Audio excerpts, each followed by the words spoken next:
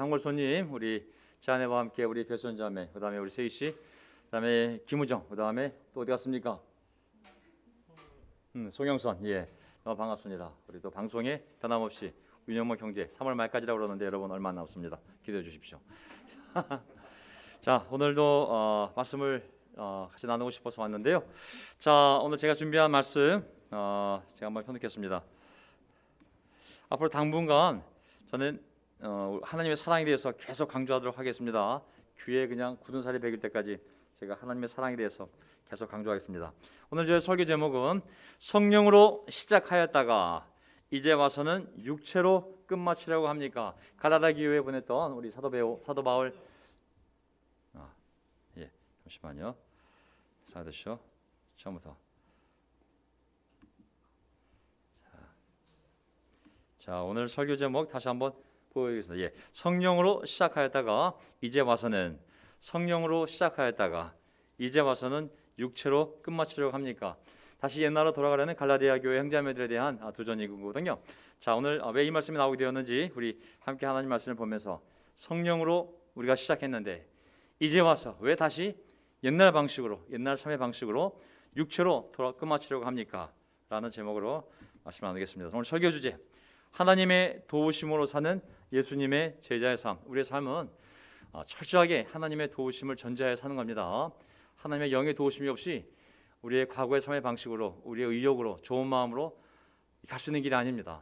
철저하게 하나님께 날마다 주기도문에 나와 있는 것처럼 날마다 하나님께 의지하면서 하루하루를 살게끔 돼 있습니다. 자, 하나님의 도우심으로 사는 예수님의 제자의 삶. 오늘 작은 제목들이 있는데요. 하나님의 사랑으로 갑시다. 우리 하나님의 사랑으로 갑시다. 두 번째, 하나님의 도우심으로 갑시다. 세 번째, 우리 하나님의 집으로 모입시다. 세 번째, 하나님의 집으로 모입시다. 온라인이 되었던 오프라인이 되었던. 자, 첫 번째, 하나님의 사랑으로 갑시다. 하나님의 사랑으로 갑시다. 자, 저는 당분간 우리 마음속에 하나님의 사랑이 좀 더 의심이 되지 않도록 아주 그냥 기분 확신이 심겨지길 바랍니다. 로마서 8장 말씀 8장 14절, 하나님의 영으로 인도함 받는 사람 누구나 다 하나님 자녀입니다. 아멘. 하나님 자녀인 거 믿으시죠? 우리 여기 모두 앉아 계신 분들, 우리 송영선, 또 우리 우정이, 또 여기 배선자매님, 우리 모두 정말 하나님의 자녀임을, 사랑받는 딸임을 1%도 의심하지 않습니다.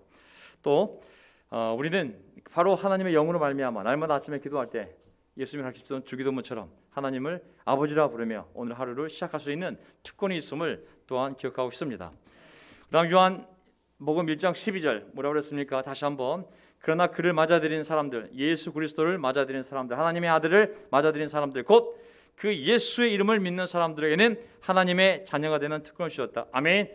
우리 모두 하나님의 자녀가 된 특권을 받은 사람들을 믿습니다. 아멘.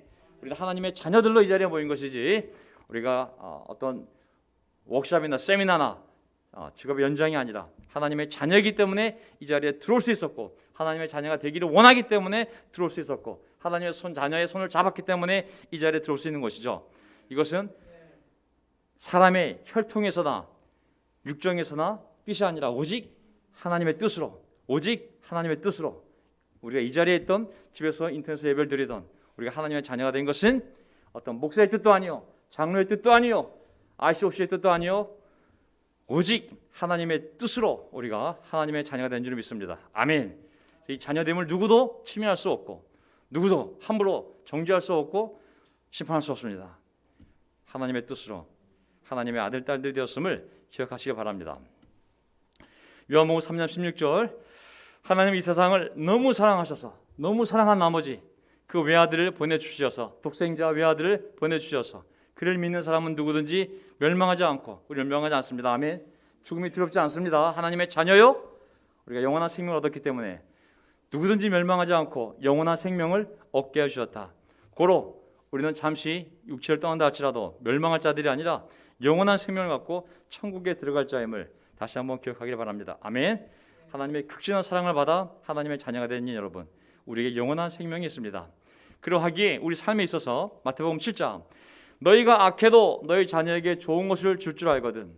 세상의 아버지가, 세상의 부모가 설사 악해도 그 자녀에게 좋은 것을 줄 줄 알거든. 하물며 하늘에 계신 너희 아버지께서 하물며 하늘에 계신 너희 아버지께서 구하는 자녀에게 좋은 것을 주지 아니하시겠느냐.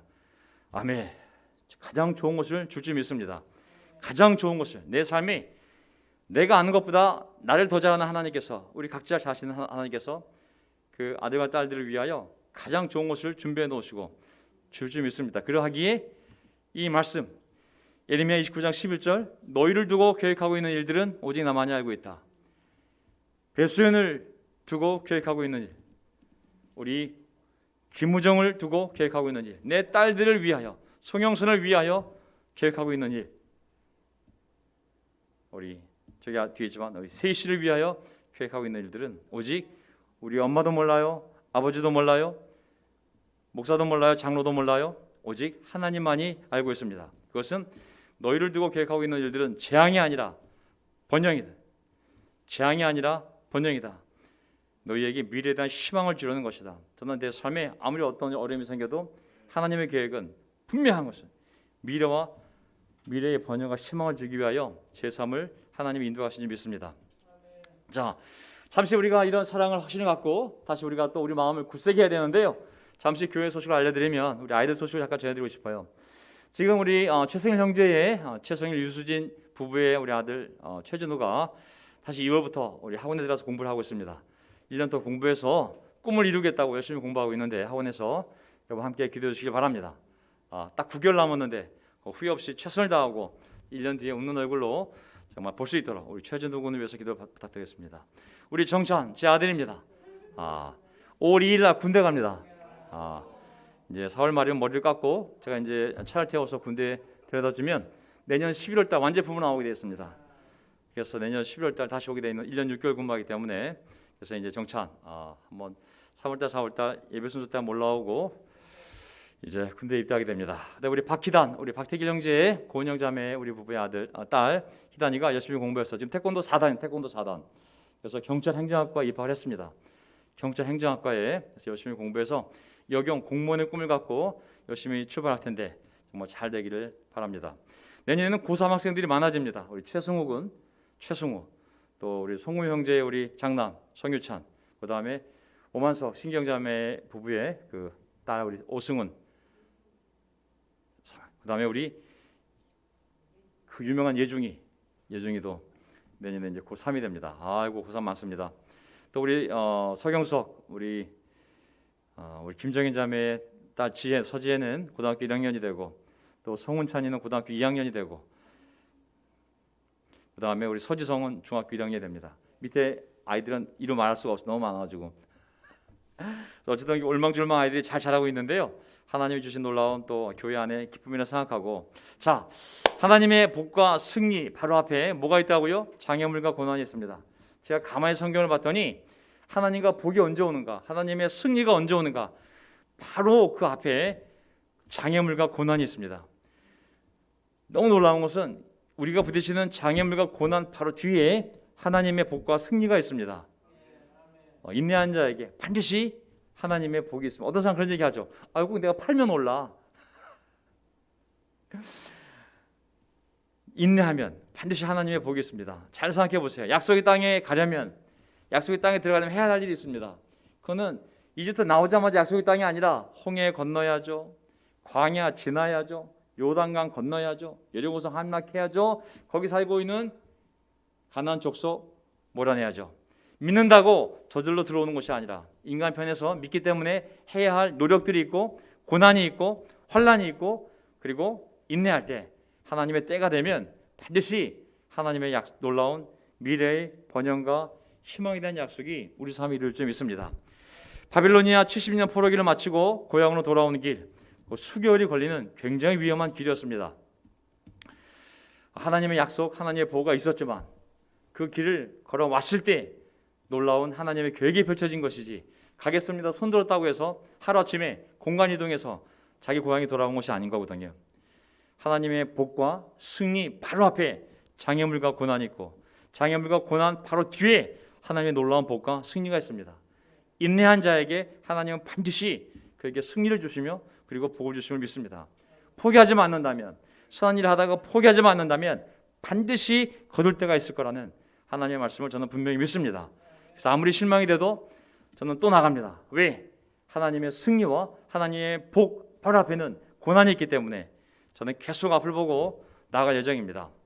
우리가 감당할 시련을 허락하시고 우리가 믿음과 인내로 이겨나갈 때 바로 그때 우리 신앙에는 성숙의 열매가 그리고 우리 삶에는 하나님의 의의 열매인 복이 반드시 주렁주렁 맺힐 수 있습니다. 그러하기에 우리는 하나님의 의에 우리의 마음과 영이 계속 감동을 받고 하나님의 영의 하나님의 말씀, 하나님의 영, 하나님의 공동체, 하나님께 드리는 예배, 하나님과의 관계 뭘 통해서든지 간에 우리 마음이 계속 감동을 받아 계속 감동이라는 것이 움직이는 거예요. 움직이는 거. 마음을 영을 움직이고. 그래서 하나님께서 계속 우리의 마음과 영을 움직이셔서 하나님의 뜻을 잘 분별하고 하나님 원하는 방향으로 계속 나아가야 됩니다. 아멘. 절대 멈추면 안 됩니다.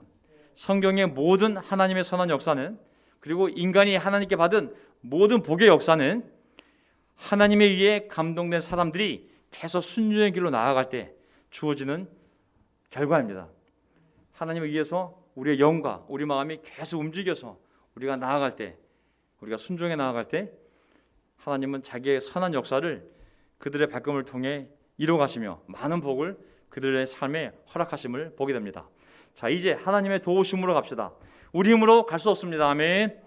하나님의 도우심 없이는 우리가 절대로 갈 수 없습니다. 저도 매일 아침마다 기도할 때 주기도문으로 항상 우리에게 날마다 필요한 일용할 양식을 주옵시며 우리가 우리에게 죄를 용서한 것 같이 우리 죄 용서해 주시고 우리를 시험에 들지 말게 하시며 다만 악에서 구하옵소서. 항상 이 험난한 세상을 살아갈 때 이 기도를 하고 나면 오늘도 하나님께서 악으로부터 시험으로부터 지켜주시고 그리고 내게 필요한 모든 영적인 물적인 정신적인 모든 필요들을 하나님의 은혜 가운데 공급해 줄 것을 믿고 아주 담대하게 하루를 시작하는 것이죠. 자, 하나님의 역사는 하나님의 도우심이 없이는 어떤 것도 인간 편에서 일어날 수가 없습니다. 출애굽기 35장 보세요. 인간의 역사는 하나님께서 사람의 마음과 영을 움직이셔서 그들이 감동을 받고 하나님께 순종해 나아갈 때 그 순종의 발걸음을 통하여 하나님이 선한 역사를 이루어 가신 거거든요. 그 시작점이 하나님이 보세요. 출애굽기 35장 이제 이스라엘 백성이 출애굽해서 광야에 머무른 다음에 광야에서 이제 하나님 말씀을 다 듣고 나서 성막을 지어야 되는데 성막을 지어야 되는데 지금 교회 자체 안에 재산이 없기 때문에 그것을 백성들이 다 뭘 내주어야지 그걸 가지고 성막을 하나님의 집을 지을 수가 있었어요.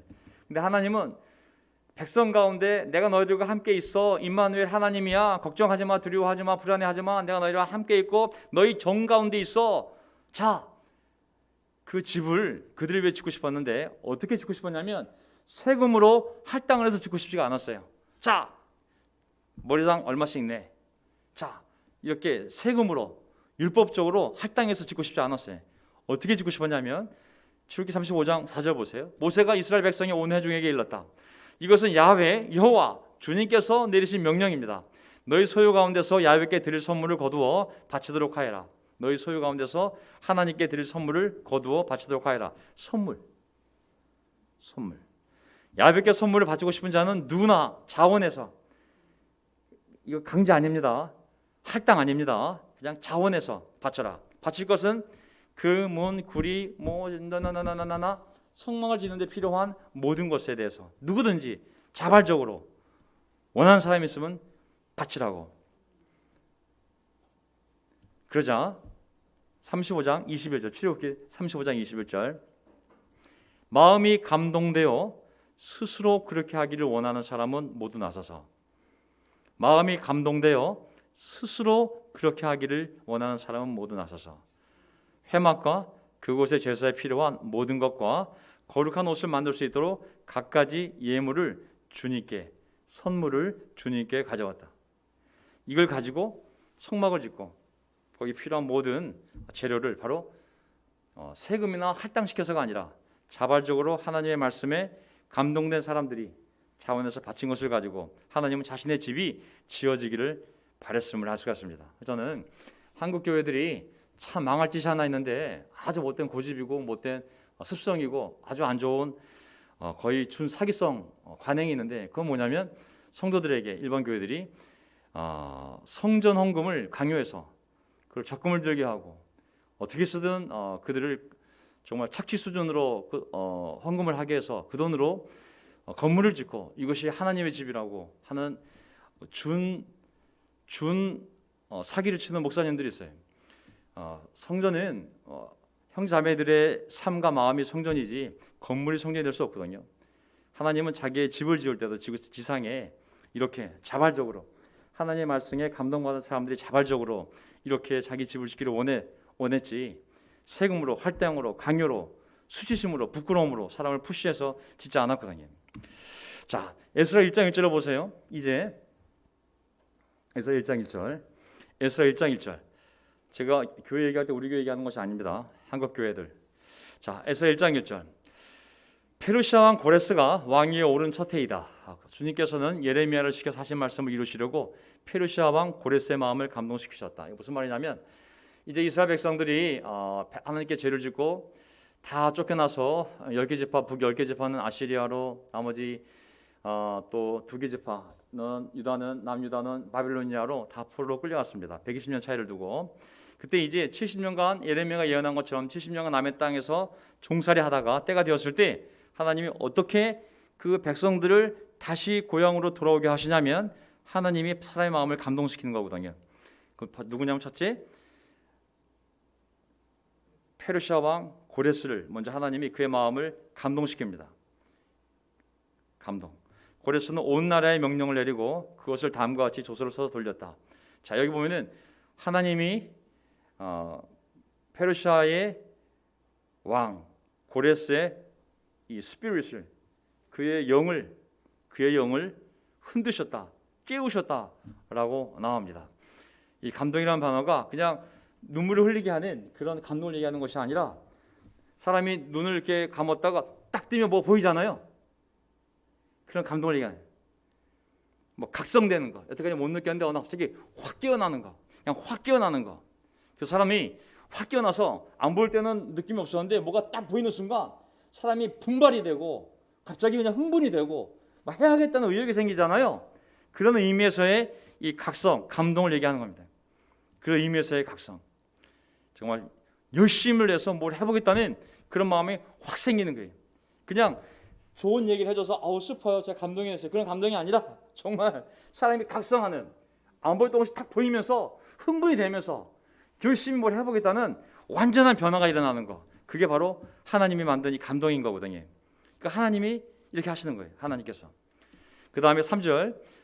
그러자 이 고레스가 어떤 명령을 내리냐면, 이 나라 사람 가운데서 하나님을 섬기는 모든 사람은 유다에 있는 예루살렘으로 올라가서 그곳에 계시는 하나님 주 이스라엘 하나님의 성전을 지어라. 그 백성에게 하나님이 함께 계시기를 빈다. 갑자기 야, 내가 지금 바빌론을 멸망시키고 이제 페르시아 제국이 되었는데 내 이 제국 안에 혹시라도 하나님을 섬기는 사람들이 있다면, 내가 알기로는 유다 사람을 알고 있는데 너희들 다시 예루살렘 돌아가서 하나님의 성전을 지어라. 내가 명령한다. 하나님 나에게 그렇게 하라고 말씀하셨다. 감동을 주었다. 그러니 너희들 다시 돌아가라. 그러면서 얼마나 좋은 조건인가 보세요. 4절. 잡혀온 하나님의 백성 가운데서 누구든지 귀국할 때에 도움이 필요한 사람이 있으면 그 이웃에 사는 사람은 그를 도와라. 은, 금, 세간, 가축을 주고 다 주라고. 예루살렘에 세울 하나님의 성전에 바칠 자원 예물도, 몸만 가는 게 아니라 성전을 세운 다음에 거기에 바칠 예물도 함께 줘서 돌려 보내도록 하여라. 얼마나 좋은 조건이에요. 이 조건이면 제가 보기에는 그 당시에 바빌로니아 포로를 하던 사람들은 다 재산이 꺼내놓고 주판 튕겨, 주판. 야, 이거 지금 남는 게, 여기 남는 게 남는 장사냐, 아니면 거기로 돌아가는 게 남는 장사냐, 가지도 모아놓고 경제적 관점, 교육적 관점, 야, 지금 거기 돌아가면 학교도 없고 대학교 없고 아무것도 없는데 맨 땅에 헤딩해야 되는데 애를 데리고 다시 갈 건지, 아니면 바벨로니아 남아서 그냥 이 교육 혜택을 누리면서 이 최고의 지금 전 세계에서 가장 발달된 이 학문을 배우면서 우리 아이들의 미래를 위해서 여기 눌러 앉을 건지, 각 가문별로 다 가족 회의를 하지 않았겠어요? 그래서 주판을 막 튕긴 다음에 결론을 내렸는지 어떻게 내렸을까요? 5절. 그때에 유다와 베냐민 가문의 우두머리들과 제사장들과 레위 사람들과 그리고 하나님께 감동을 받고 예루살렘으로 올라가서 주님의 성전을 지으려고 하는 모든 사람이 길을 떠날 채비를 하였다. 이 정확한 표현은 뭐냐면 하나님이 모든 계층의 사람들 중에 하나님의 이 역사에 감동을 받고, 이건 계산이 아니에요. 뭐 자녀 대학교 어디 보낼까, 이거 직장 옮기게 되면 월급이 얼마 주는 거지, 그 가는데 오는 비용, 오는데 비용, 이웃들이 줬을 때 그거 가지고 집을 지을 수 있을까, 이런 경제 논리가 아니라 하나님의 감동을 받은 사람들이 결국 하나님의 성전을 지으려고 떠난 거거든요. 성막을 지을 때도 하나님의 감동을 받은 사람들이 자원에서 바친 걸로 성막이 지어졌듯이 다시 무너진 성전을 다시 지으려고 할 때 다시 하나님의 감동을 받은 사람들이 이게 고국으로 돌아와 결국은 그 성전을 짓는 주체가 됩니다. 하나님의 나라는 이게 하나님의 감동으로 시작되고 하나님의 감동으로 유지되고 하나님의 감동으로 끝날 때까지 가야 되는 거거든요. 이게 사람의 힘으로 될 수 있는 것이 아닌 줄 믿습니다. 우리가 세례 받을 때도 하나님의 감동이 있었기에 이곳에서 세례 받은 줄 믿습니다. 아멘. 이게 뭐 여기가 너무 싱글들이 많고 너무 멋진 형제 있고 자매 있고 뭐 저 목사님 설교를 너무 잘하고 박업태인 누자가 너무 잘 대해줬고 여기 있는 사람은 천사 같고 그러한 인간적인 것이 아니라 우리가 성경을 공부하면서 하나님의 말씀에 의해서 우리에게 감동이 있었기 때문에 하나님의 감동을 받고 그 말씀에 감동을 받고 이렇게 사는 것이 옳다는 확신하에 경제적 관점도 아니고 결혼적 관점도 아니고 무슨 교육적 관점도 아니고 아무리 많은 손해가 있지라도 이것이 올바른 길이라는 말씀에서 오는 확신이 있었기 때문에 우리 모두 하나님의 성전을 짓기 위하여 이 자리에 함께 모인 줄 믿습니다. 아멘. 예. 자, 마찬가지예요. 백성들이 그 짓다가 또 도착해서 실망도 되고 뭐 중단도 되고 별별 희한한 일이 다 벌어지면서 정말 그 어려운 가운데 하나님의 감동을 받아 그 수개월을 목숨을 걸고 직장, 친척, 고향 다 버리고 예루살렘 왔지만 그것이 뜻대로 되지 않았을 때 그들이 너무 실망이 되었고 하나님 위해 여기까지 왔는데 성전 짓는 것이 중단되었을 때 얼마나 실망이 컸겠어요. 하지만 또 어떤 일이 벌어집니까? 보세요. 학개서 1장 13절 14절. 학개서 1장 13, 14절.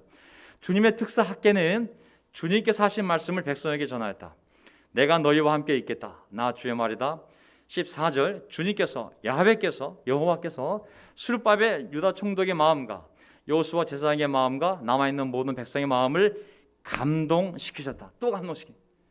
다시 리더십의 마음, 관리들의 마음, 사람들의 마음을 다시 하나님이 감동시킨 거예요. 그냥 너무 실망에 눈이 다 찢어버렸어요. 그냥 성전이고 뭐가 아무것도 안 보여. 짓다가만 건물도 안 보이고 이제 내 눈에 보이는 거는 내가 살아야 할 집, 내가 먹고 사는 것, 내 가정, 내 자식들, 내 미래 이런 거만 보이는데 어느 날 갑자기 눈이 뿡 뚫리면서 와, 우리가 성령 짓다가만 한 게 어떻게 돼 있지? 아이고 야, 저 흉물로 그대로 있구나. 그때 눈이 딱, 이게 감동이라는 의미예요. 감동이라는 것은 너무 감동적인 얘기라서 야, 마음이 슬프다. 내가 너무 감동되었다. 그런 감동을 얘기하는 것이 아니라 하나님이 눈을 확 뜨게 해서 뭐가 확 보여가지고 사람이 열정이 일어나는 것, 그것을 하나님의 감동이라고 하거든요. 히브리어로 우루란 단어예요. 그래서 하나 백성이 와서 그들이 하나님 만군의 주님의 성전을 짓는 일을 하였다. 여기는 영어로 move라는 말도 쓰고 stir up이라는 단어 쓰거든요. 격동시키는 거, 그냥 각성시키는 거, 막 흔드는 거, 흥분시키는 거, 이게 바로 하나님의 감동입니다. 그렇기 때문에 이 교회가 초창기 때 하나님의 감동을 받은 사람들이 태평양을 건너왔고 그 감동을 받은 또 수많은 사람들이 함께 힘을 합쳤기 때문에 그 강력한 영의 움직임에 의해서 감동받은 수많은 젊은 사람들에 의해서 주야로 전도하고 360을 전도하면서 엄청난 교회의 부흥이 일어났던 것을 기억합니다. 자, 마음을 감동시키셨다. 그래서 이제 다시 공사가 재개되었고 결국은 성전이 완공됐음을 알 수가 있습니다. 자, 느헤미야 7장을 보게 되면 이제 성전이 완공된 다음에 사람들 마음이 또 무뎌집니다. 아이고, 야, 성전 다 지으면 젠장 갑자기 한순간에 나라가 잘 살자 하더니 이거 성전이 완공이 돼도 주변 나라들은 못 살게 굴고 세금 내라 그러고, 야 이거 뭐 목숨 걸고 고국 들어가도 안 돼, 목숨 걸고 성전 짓는데도 안 돼, 야 이거 뭐야. 또 실망이 되니까 사람들이 타협하기 시작해. 성전은 다 졌지만 이제 마음들이 어디로 갑니까? 아이고 이방 여자랑 결혼하고 그냥 모르겠다. 하나님 말씀, 이 소프트웨어가 무너지기 시작하거든요. 그때 온 사람이 느헤미야 에스라가 와서 그 소프트웨어 신앙을 재건시키잖아요. 느헤미야 7장. 자, 성읍은 크고 넓으나 인구가 얼마 안 되고 제대로 지은 집도 얼마 없었다. 귀족들과 관리들과 일반 백성을 모아서 가족별로 등록시키도록 나의 하나님이 나의 마음을 감동시키셨다. 학계가 성전을 지은 다음에 80년쯤 뒤에 다시 사람들의 마음이 이렇게 다 변화된 거예요. 세대가 또 바뀌면서. 그러면서 이제 엉망으로 뭐 성벽도 없는 상태에서 80년에 지었던 성전은 있는데 사람들의 삶이, 마음이 성전에 가 있지 않게 된 거예요. 그러면서 율법이 다 무너져 버린 거예요. 그러니까 덩그러니 하나님의 백성은 고향에 돌아왔고 덩그러니 교회에 있는데 사람들 마음이 다 떠난 거예요, 사실은. 그래서 하나님 보낸 사람이 에스라와 느헤미야잖아요. 그래서 이제 다시 돌아왔어요. 돌아왔는데 집도 없고 이거 그냥 너무 어수선할 때 하나님이 느헤미야에게 딱 놀라운 생각을 준 거예요. 하나님이 나의 마음을 감동시켰다. 어떻게? 사람들을 가족별로 가계부를 만들어라. 가족별로 등록시키도록 하나님 나의 마음을 감동시켰다. 그래서 이제 이 가계부를 이제 가족별로 쫙 이제 느헤미야가 적게 되거든요. 여기 보면 이 감동은 좀 다른 감동이에요. 영어 보세요. 앞에 감동은 스토라, 정말 사람을 정말 이렇게 깨어나게 하는 감동이라면 이때는 My God put it into my heart. 내 마음속에 어떤 걸 집어넣었다. 어떤 거? 뭘 할 수 있는 생각을, 마음을 집어넣어 준 거거든요.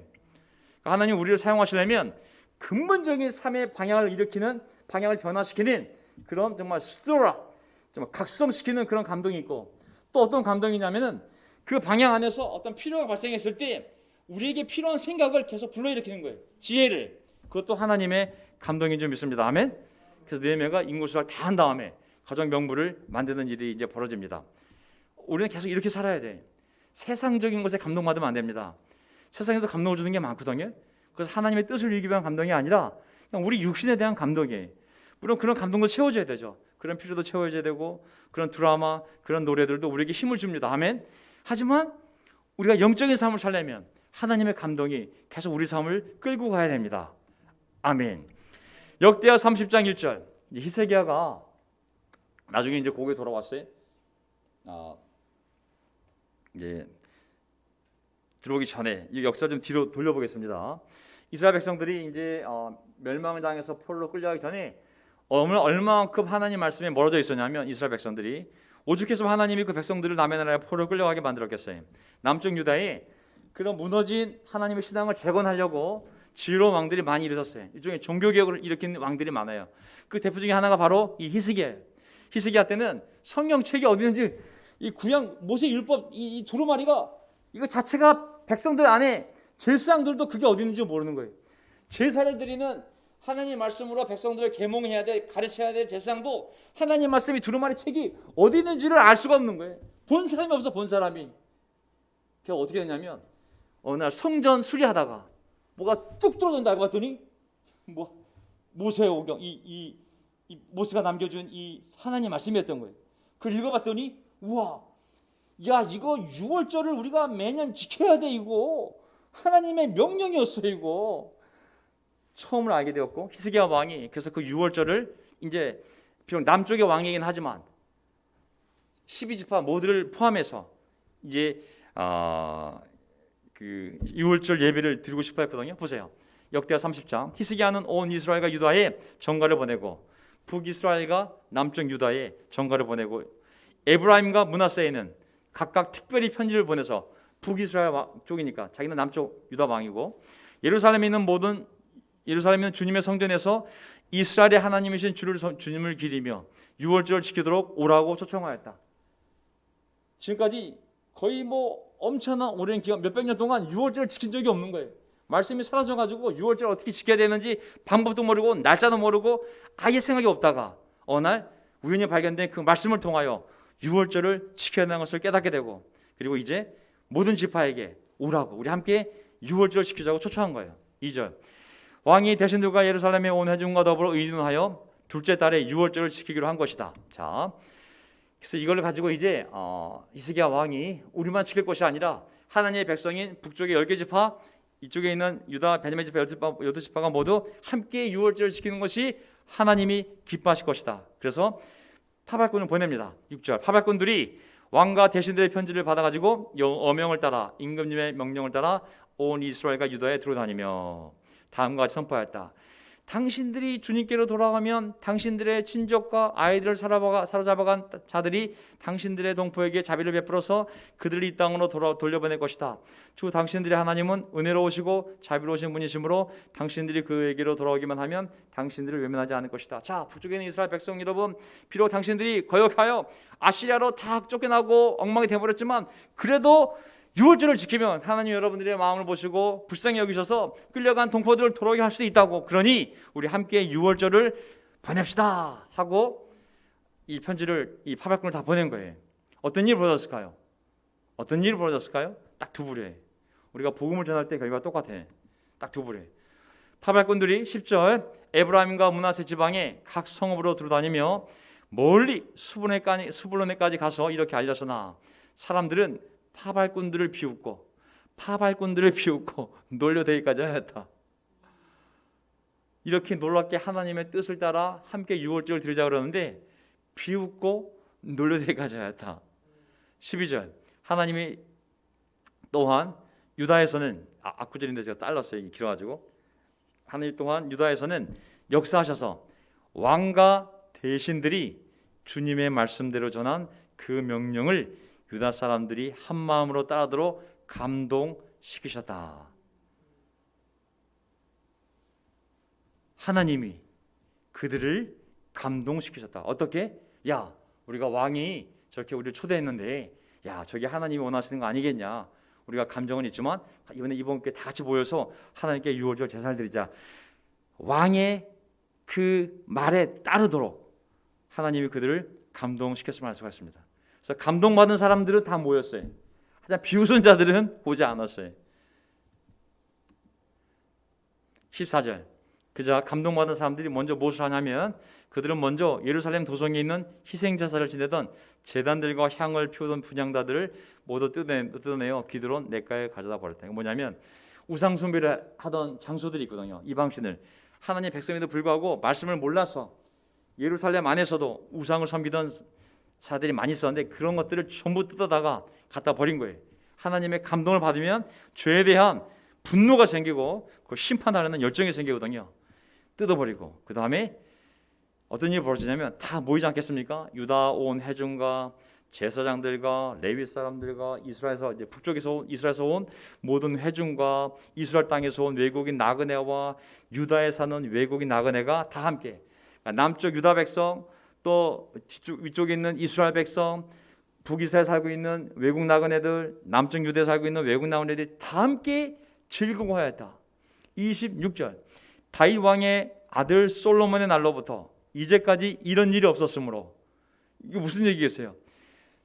솔로몬 왕부터 지금 한참 왕들이 계승되어 왔는데 히스기야 왕까지 이런 일이 한 번도 없었으므로 예루살렘 장안이 온통 기쁨으로 가득 찼다.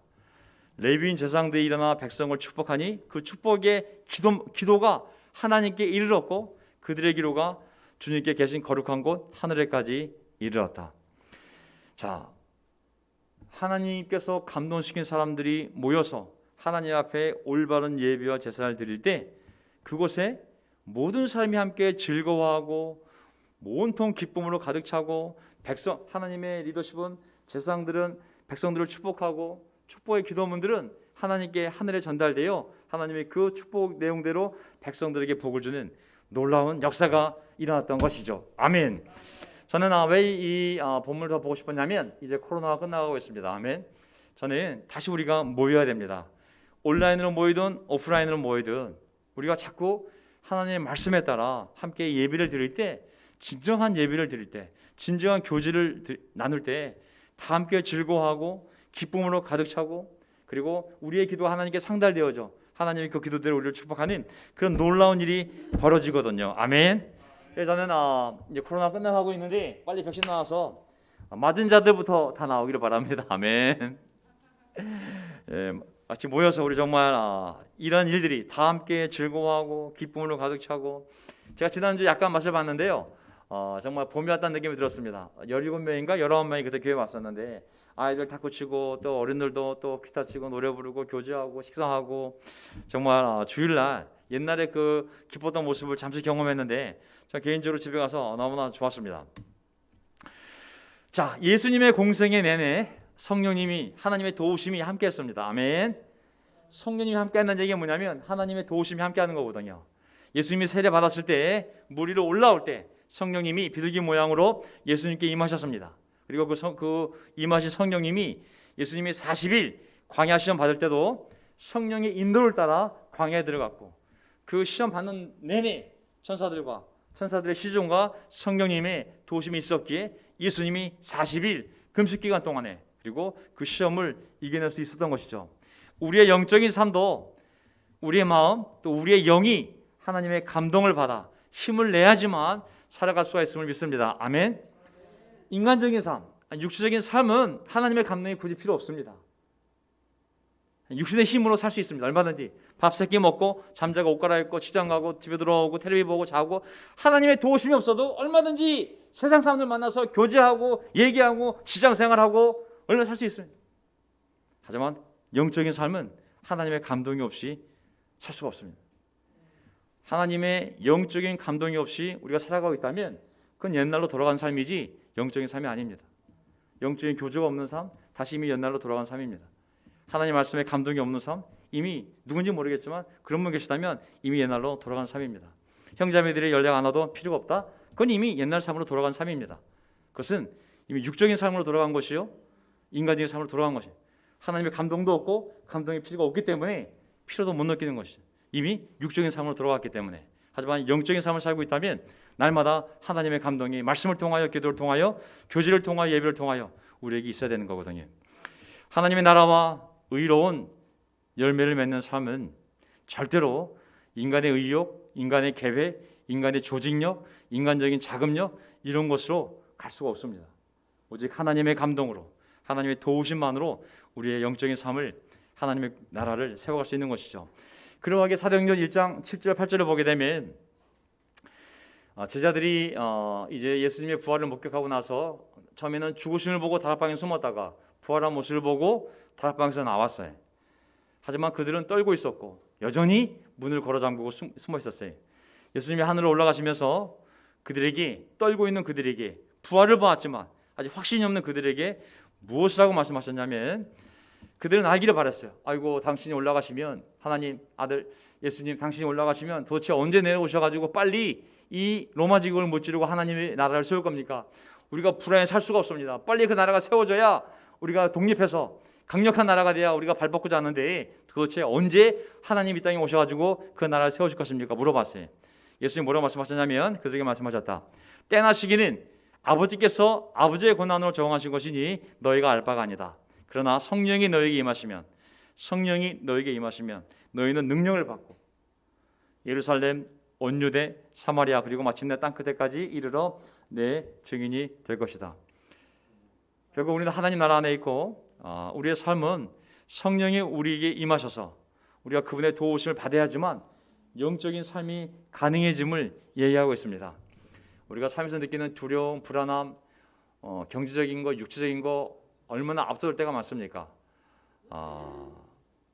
하지만 우리가 하나님이 우리의 영이 임하면, 하나님이 너희를 도우시면 그때 그 도움을 통해 내가 영적인 삶을 살 수 있는 것이지, 하나님의 도우심이 없이, 하나님의 영이 없이 우리의 용기, 우리의 힘, 우리의 각오, 우리의 의욕, 우리의 열정 이런 거는 며칠밖에 갈 수가 없거든요.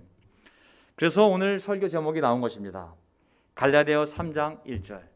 어리석은 갈라디아 사람들이여, 예수 그리스도께서 십자가에 못 박히신 모습이 여러분 눈앞에 선한데 누가 여러분 홀렸습니까? 난 여러분에게 한 가지만을 알고 싶어요. 여러분은 율법을 행하는 행위로, 옛날 삶으로 성령을 받았습니까? 그렇지 않으면 믿음의 소식을 들어서 성령을 받았습니까? 왜냐하면 갈라디아에 있는 형제자매들이 시간이 지나면서 다시 유대주의자들의 이 할례당파의 영향을 받아 너희들이 구원을 받으려면 다시 할례를 받고 그리고 율법을 지키고 나서 플러스 예수를 믿어야 너희들이 구원을 받는다 가르쳤어요. 그래서 사도 바울께서 하신 말씀인 거죠. 야, 너희들이 성령을 받았을 때 율법 지켜서 받았냐? 아니면 그 복음을 믿었기에 하나님의 은혜로 거저받은 것이냐? 3절, 여러분은 그렇게 어리석습니까? 성령으로 시작하였다가 이제 와서는 육체로 끝마치려고 합니까? 여러분의 그 많은 체험은 다 허사가 되었다는 말입니까? 참말로 허사였습니까? 참 이거 보면 성령으로 시작하였다가 이제 와서는 육체로 끝마치려고 합니까? 여러분의 그 많은 체험들, 그 영적인 하나님의 그 기적들, 그것은 다 허사가 되었다는 말입니까? 참말로 허사였습니까? 당연히 아니란 얘기죠. 우리가 세례 받았던 것도 이 교회에 왔던 것도 다 성령의 도우심이요 하나님의 도우심 가운데 우리가 그런 용기를 내서 감동을 받아서 그런 결심을 하고 세례 받았고, 우리가 전도했던 거, 우리가 세례 줬던 거, 우리가 했던 모든 수고 열정들이 하나님의 감동으로 말미암아 우리 영이 깨이고 우리 마음에 그런 놀라운 생각들이 주어지면서 우리가 지금까지 영적으로 살아온 줄 믿습니다. 아멘. 근데 이제 코로나가 되었던 직장이 되었던 어떤 문제가 되었든지 간에 이제 내 마음에 어떤 실망이 있는지 모르겠지만 난 더 이상 하나님 의지 안 해. 이제 나는 내 힘으로 살 거야 라고 생각한다면, 여러분 그렇게도 어리석습니까?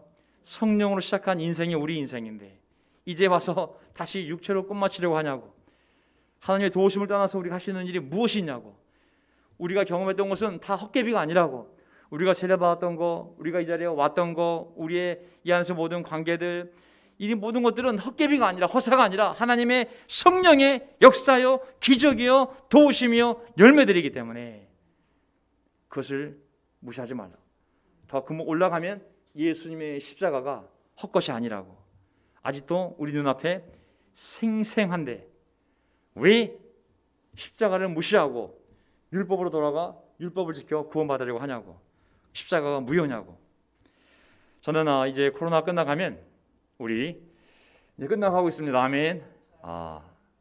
좀 어수선한 관계 속에서 예배도 못 보고 어떤 분들은 1년 동안 얼굴을 못 본 사람이 있습니다. 저하고.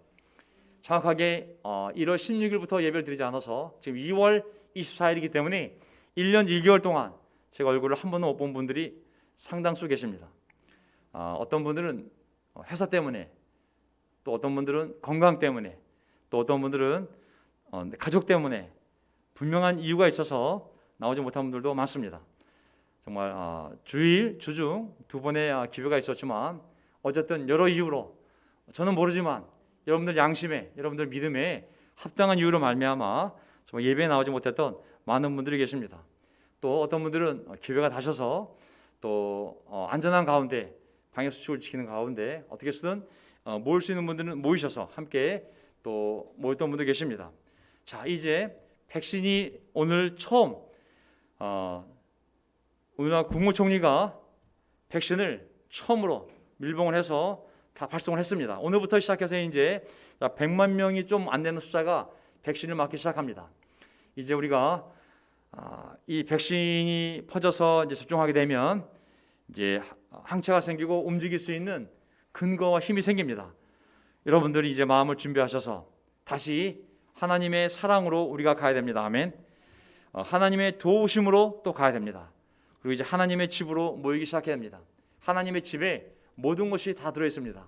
온라인으로 만나던 아니면 오프라인으로 만나던 지금 한 3주에 걸쳐서 우리가 충분히 방역 수출하는 가운데 지금 17명, 그전에는 19명까지 와서 최근에 오라 말라 얘기하지 않았습니다. 자연스럽게 준비되신 분들이 와서 지금 예배를 드리고 있습니다. 너무 기쁘고요.